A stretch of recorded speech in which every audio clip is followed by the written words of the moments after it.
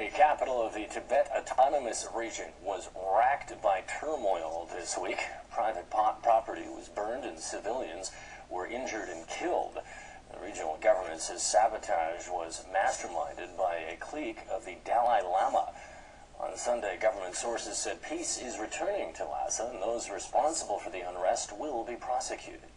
Xu Jiaqun with more. Life is going back to normal in Lhasa. Shops have started to open and vehicles are back on the road. The city is finally returning to calm after Friday's riot. But most shops in the Old Town area are still closed. Many shops were partially burnt down, while wreckages and debris are still littering the streets. The regional government has mobilized soldiers and civil servants to clean up these reminders of the weekend turmoil. The cleaners are sweeping garbage, shoveling away stones, removing outturned cars and burned vehicles.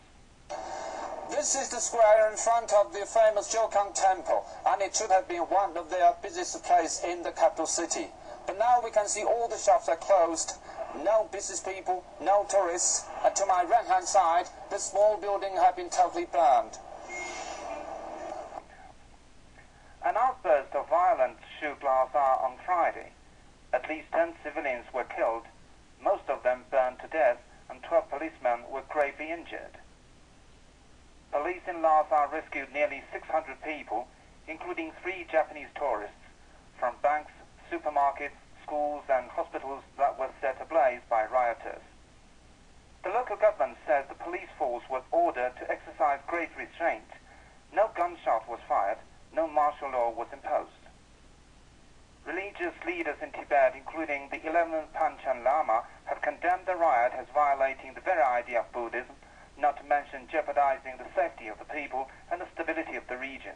The local government says the unrest was provoked by a handful of monks and outlaws, all followers of the Dalai Lama. Xu Jiaqun, CCTV,